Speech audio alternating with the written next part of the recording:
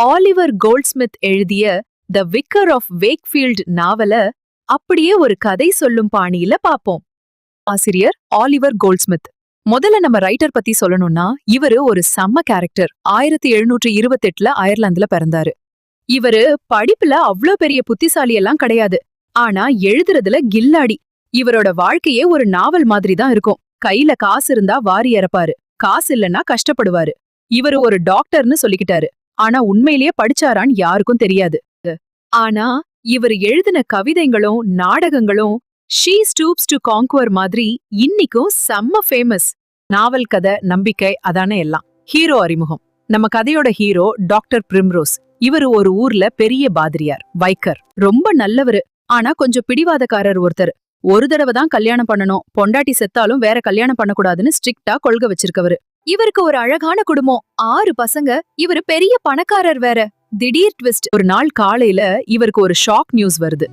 இவரோட மொத்த சொத்தையும் நிர்வகிச்ச ஒருத்தன் எல்லா பணத்தையும் ஆட்டைய போட்டுட்டு லண்டனுக்கு ஓடிட்டான். ஒரே நாள்ல கோடீஸ்வரர் பிரிம்ரோஸ் பிச்சைக்காரர் ஆயிட்டாரு. ஆனா மனுஷன் கலங்கல. சரி, விதிப்படி நடக்கும்னு சொல்லிட்டு வேக்ஃபீல்ட் ஒரு சின்ன கிராமத்துக்கு வேக்ஃபீல்ட் அப்படிங்கிற ஒரு சின்ன கிராமத்துக்கு வேலை தேடி குடும்பத்தோட கிளம்புறாரு.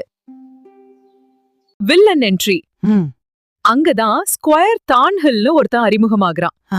இவன் அந்த ஊர் ஜமீன்தார் மாதிரி. பாக்க செம்ம ஹேண்ட்சம், ஆனா உள்ளுக்குள்ள செம்ம கள்ள.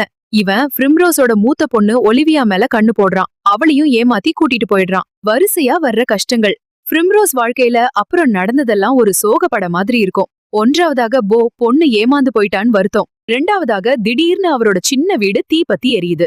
3வதாக தான்ஹில் கொடுத்த கடனை கட்ட முடியாம பிரிம்ரோஸ தூக்கி ஜெயில போடுறாங்க. 4வதாக ஜெயில இருக்கும்போது அவரோட பையனும் அடிதடியில மாட்டிக்கிட்டு அங்கேயே வர்றான். Climax, miracle. இப்போதான் ஒரு பெரிய ட்விஸ்ட்.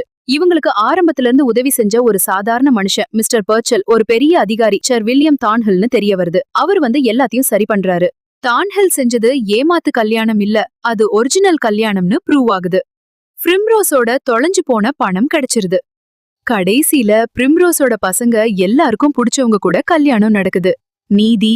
எவ்ளோ கஷ்டம் வந்தாலும் நல்லவரா இருந்தா கடவுள் கடைசியில கைவிட மாட்டாரு அப்படிங்கிறது தான் இந்த நாவலோட மெசேஜ். ஒரு ஹாப்பி எண்டிங் சினிமா மாதிரி கதை முடிஞ்சுது. வாழ்க்கையில கஷ்டம் வரும்போது கலங்க கூடாது. எல்லாம் நன்மைக்கேன்னு நினைக்கணும். நம்ம பசங்க அழகாவும் புத்திசாலியாவும் இருக்காங்க. அவங்களுக்கு கண்டிப்பா ஒரு பெரிய இடத்துல தான் சம்பந்தம் அமையும். அந்த ஸ்கொயர் தான்ஹில் பார்க்க எவ்ளோ ஹேண்ட்சமா இருக்கார்ல.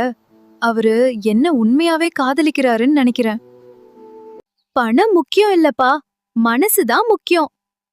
மிஸ்டர் பர்ச்சல் ஏழையா இருந்தாலும் ரொம்ப நல்லவரு. அப்பா, நான் குதிரைய வித்துட்டு வந்துட்டேன். அதுக்கு பதிலா இதோ பாருங்க, ஒரு டஜன் அழகான பச்சை கண்ணாடி மணிகள் வாங்கிட்டு வந்திருக்கேன். தப்பு பண்றவங்க தப்பிச்சிடலாம்னு நினைக்காதீங்க. காலம் எல்லாத்துக்கும் பதில் சொல்லும். இந்த உலகத்துல பணமும் பவரும் இருந்தா எதை வேணா சாதிக்கலாம். இந்த குடும்பத்தை என் காலடியில கொண்டு வருவேன். இந்த பாட்டி சொன்ன கதை பிடிச்சிருந்தா லைக், ஷேர் அண்ட் சப்ஸ்கிரைப் பண்ணுங்க.